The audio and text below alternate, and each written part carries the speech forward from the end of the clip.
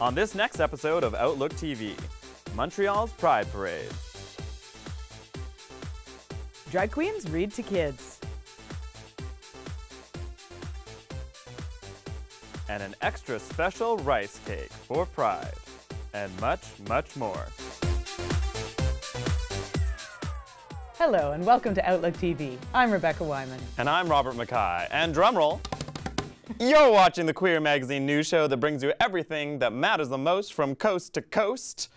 And we're going to kick it off in Vancouver with a rice cake. Ooh, if there's one thing I like, it's a lot of cake. Bring me some cake, bring me some layers, bring me some icing, bring me this next news report. We are here at Main and East First, checking out RiceCake's XL Bao, or is it Shaolong Bao? Let's go find out. In the past, and I've always gone to either queer or gay Asian parties in different cities like LA, SF, New York, Toronto, even Australia. And I moved to Vancouver and literally there was nothing for us. And I just found it very confusing. And after getting into drag and everything, I realized I need to do this because I need to make a space for the queer Asians of Vancouver. And I didn't think it was going to be as big as it is now, but I'm in disbelief and I'm just very happy that this is happening. It's about visibility. I feel like there's so much in this queer community that's happening, but a lot of it is white-centric, and I feel like this party is open for everyone and it's meant to welcome all types of people, but it is a place to showcase queer Asian talent.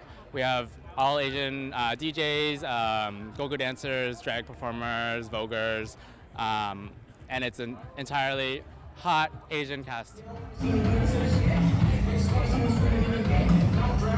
As Asian queers, we definitely need an outlet, and Vancouver hasn't really had that outlet because we've been dealing with just even being gay, you know? So I think this is actually a stepping stone, and it was started almost a little over a year ago, very small, and it's kind of grown, and it's just rolling along. We're in the modern day and age. There are so many gay Asians everywhere, let's be honest, and we're just trying to show people that we still care about our traditions. I very much do, but we need to move forward. You need to invite people from near, far, and it's really key to have your DJs almost kind of their social circles don't overlap, right? Because then when they get to the party, they will overlap, right? And the whole spirit of RiceCake is to really celebrate Asian and queer cultures at the same time. Not necessarily that you have to identify with those things, but you just have to, be celebratory of it, obviously.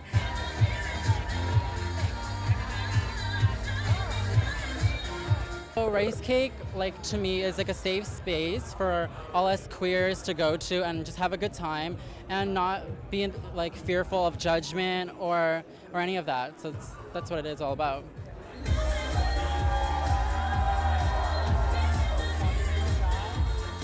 We as Asians, we deal with being sheltered so much and having the fear of not being accepted by our parents.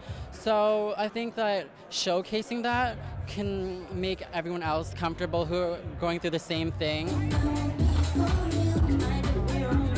If anyone wants to get involved with supporting RiceCake by volunteering their time, by sponsoring us some way, somehow, just give us an email or slide into our DMs. DM on Instagram at RiceCakeYVR, and same thing if you want to email us formally, RiceCakeYVR@gmail.com. I think the only thing more impressive than a Disney princess to a child is a drag queen. Oh, yeah. If I wasn't clamoring for the heels of a queen as an adult, I would have done it as a kid. Let's see what the new generation has to offer. This is the third edition of Kids and Queens featuring Mina Mercury. Kids and Queens is an event for children and their families that includes songs, crafts, and story time. This year, unfortunately, there was a threat of a protest against this event here at the Gordon Neighborhood House, and it shows great support from our local community.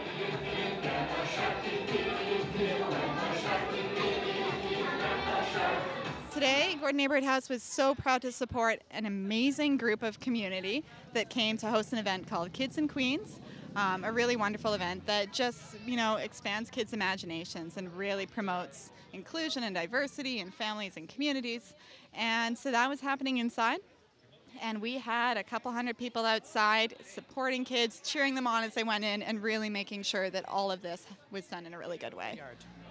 This is all about love and celebrating the diversity and the multiculturalism of an amazing city, an amazing country, and there is no room for south of the border coming north of the border. A really joyful, fun drag queen storytime event unfortunately got politicized and targeted by an anti-queer, anti-gay organization, and instead of stopping the event, it made it bigger, it made it stronger, and the wider community surrounded us with love, protected the kids from any exposure to the negativity, and it just ended up being bigger, better, and more fabulous than we could have imagined. A kid drag queen here.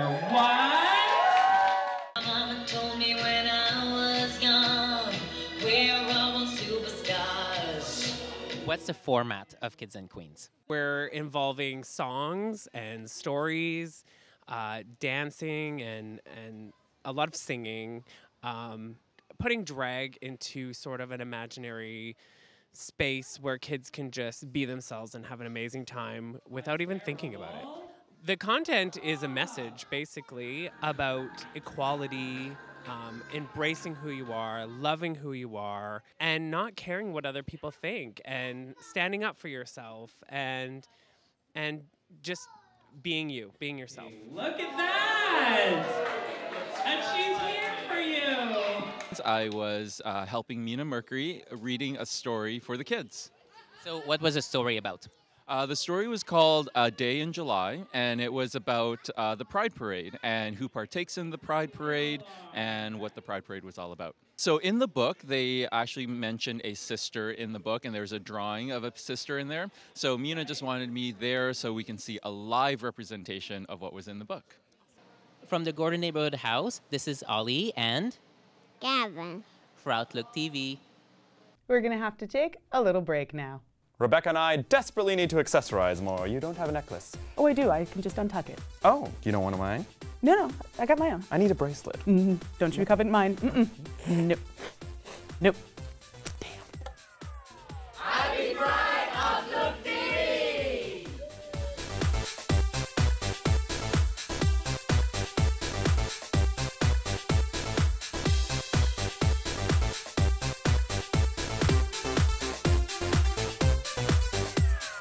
Welcome back. You're watching Outlook TV.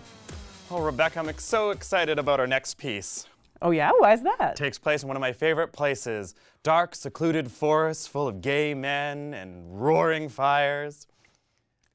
I don't even know where. Stanley Park? Shadow Falls. Oh, Shadow Falls. Gay Campground. Sorry. Should have got that. That's right. You're going to learn a little something there, Rebex.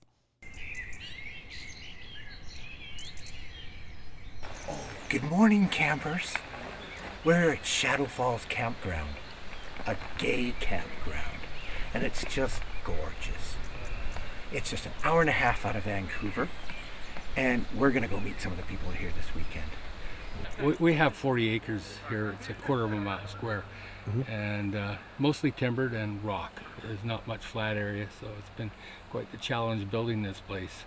In the original site, I think there are 35 sites there, and we don't charge a lot of money, so you don't make a lot of money. And the only way you can make more money is to build more sites, so that increase the numbers. So we've got this area here, 15 more sites going in. There's 5 of them built now, and another 10 to come. There's a clubhouse with a pool table in it. Big deck out front. I forget how big it is now. We can put 75, 80 people out there and feed them a dinner, no problem at all. Now, have you got any fond memories of some crazy antics that have happened around here? Oh yeah, but they're not for the public. We have a lot of other types that want to come camping here because of the beauty of the place, but we discourage that and won't let them on site. We keep it true to the to the people that come here now, and that's the way we'll be doing it in the future. And I was going to do a mixed campground, but my daughter talked me out of that. She said, "Oh, you'll have nothing but problems." Welcome. A little bit of glamping. I've been coming here for 5 years. 5 years. And what is it? I'm going to turn this way a little bit. And what is it you love about it? The peacefulness, the people that come here, the location, just being out in nature and not having to be hours and hours away from Vancouver.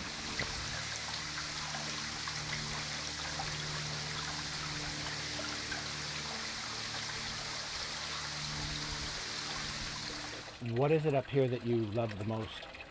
Oh, the peacefulness, the enjoyment. You're going to a gay campground. That's probably it.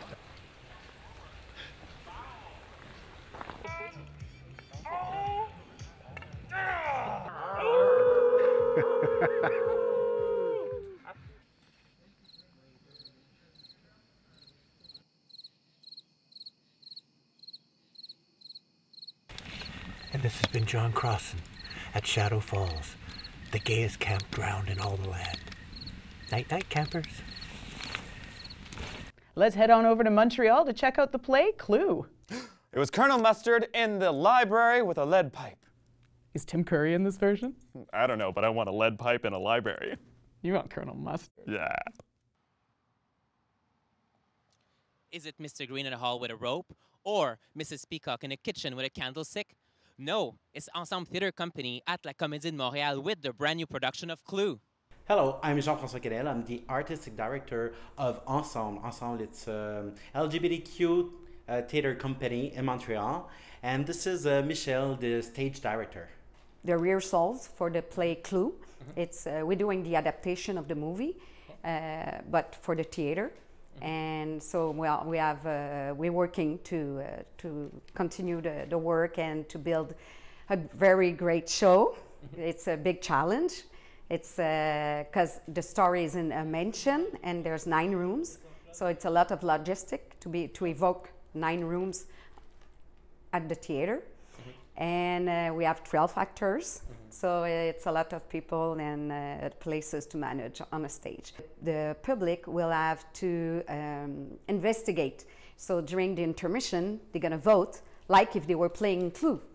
So, you know, so everyone played Clue once in his life, and it's really good souvenir. So for most of the people who were used to play that game, so they will have to say, is it Colonel Mustard with the wrench in the ballroom, let's say, or is it Mrs. White or Mrs. Scarlet, or so, and all the characters are really very stereotype and tasty and funny. So it's a black comedy, in fact. I'm going to be playing Mr. Green, a very enigmatic character who only reveals his true motives at the end. Then how do you relate to the character? Well, I've been told I have similar personality traits to the character. In particular, he's very inquisitive, and so am I. So that's how I build my bond with the character. So why is it important to you to be part of an LGBTQ theater company?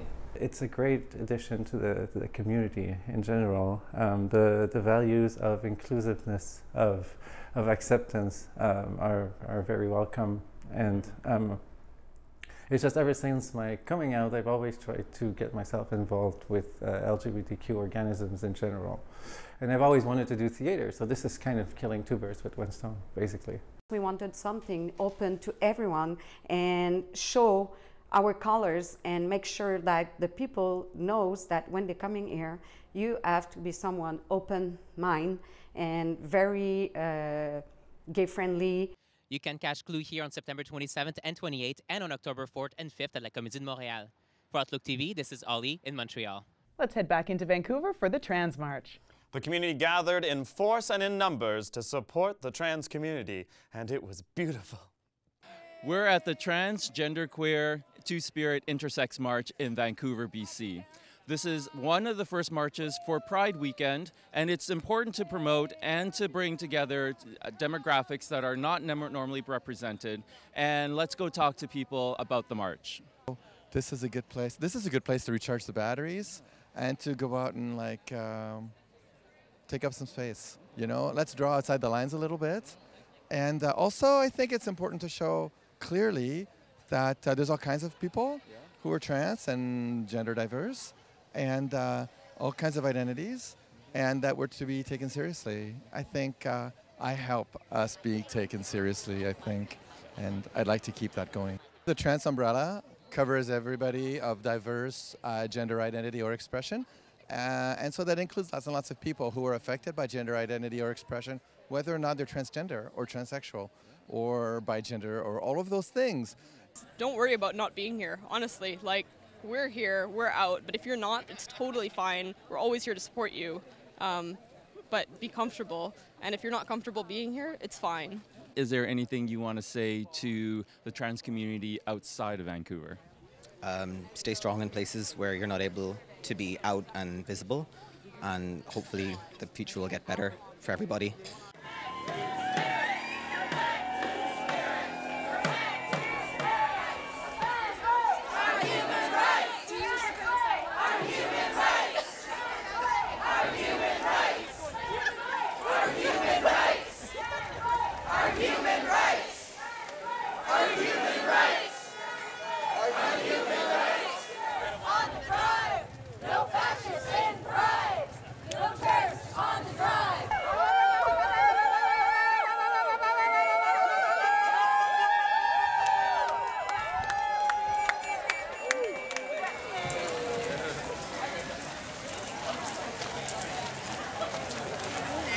Education isn't to tell us who we are. That's impossible. It's to tell us how to be us ourselves that we already were in the first place, and how to love that, and to love each other, and to understand that there's so much beautiful diversity in the expressions of humanity, and that we have so much to gain from each other as opposed to segmenting ourselves off and being separate. So there's just a lot of beauty in embracing all of our differences and just loving them. Love is love, and it's our humanity that makes that possible. And this is Sister Fancy Pants for OutlookTV in Vancouver, BC. It's time for us to take another little break now. I uncovered Rebecca's secret stash of donuts, and I'm gonna go eat them all. Oh, hate him. Happy Pride! Happy Pride! Asia!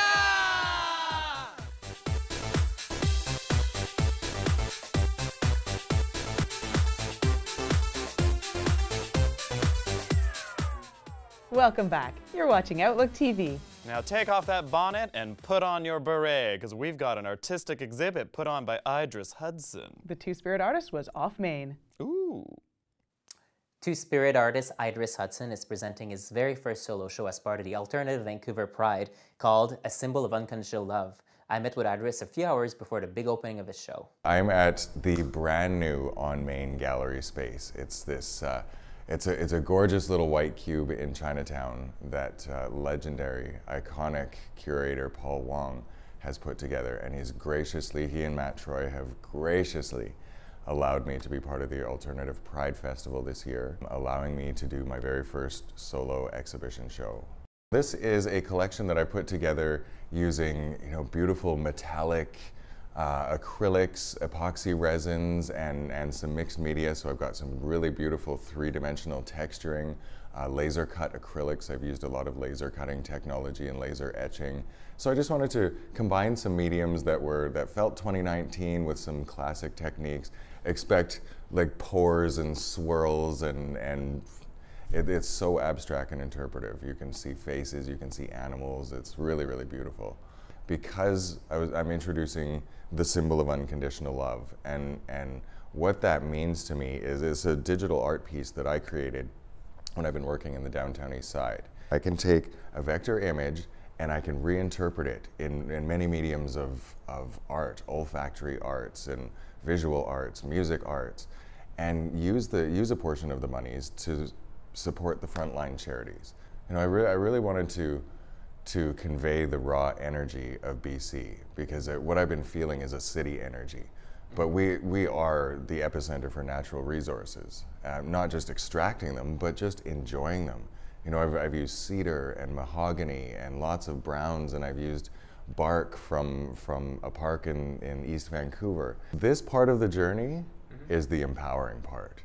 There's been 25 years of real school of hard knocks to learn where my power stands. And I'll show you a piece. I believe it's just going to be titled A Self-Portrait, but it's a stamp of my hand. And at first it was inspired by the war paint that women are wearing now, you know, the silencing and the missing and murdered Indigenous women. So it started off as a very political piece.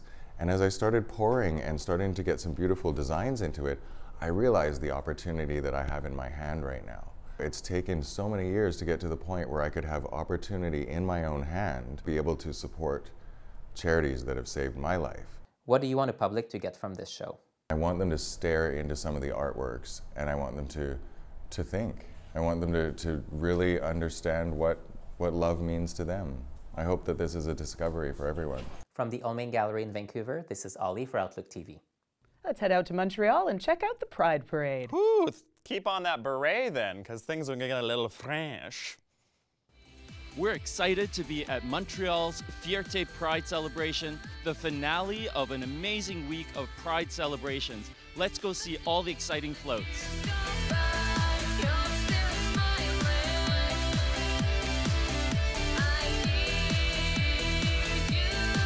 Everyone across the rainbow and across all stripes. And I think it's important to have this humanity represented.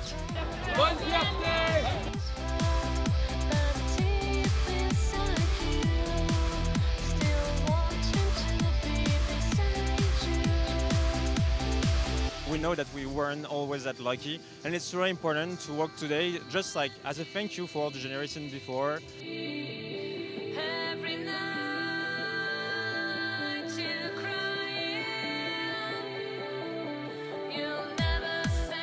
So Halim is an organization that supports the Lebanese and Arabic-speaking communities of Montreal, also the Middle Eastern and North African region.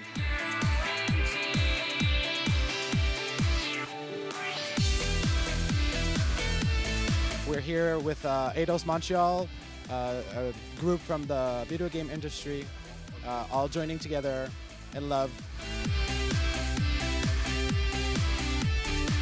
It means diversity, it means inclusion, it means celebration, and it means appreciation of all peoples, no matter where they come from and no matter what their background is.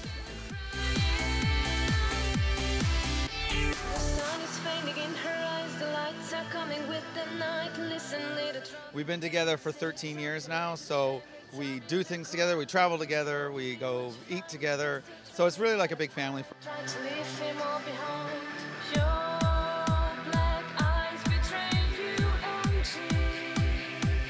It's all a matter of diversity, showing ourselves out there as we are, because obviously, puppies, it's all for fun.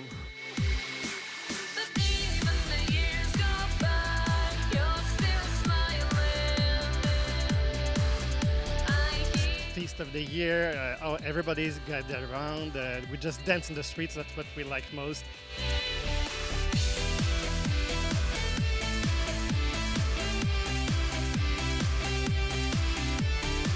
Today it's also the 50th anniversary of Stonewall, so this year particularly it's something very important for me and for all my sisters.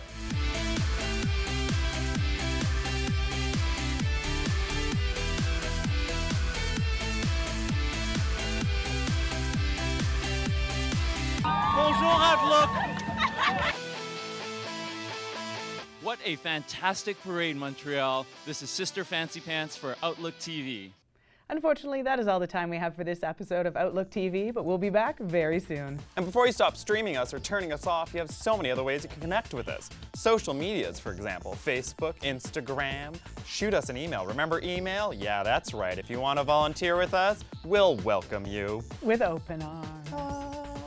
Thanks so much for joining us. I'm Rebecca Wyman. And I'm Robert Mackay. Stay fabulous, Canada.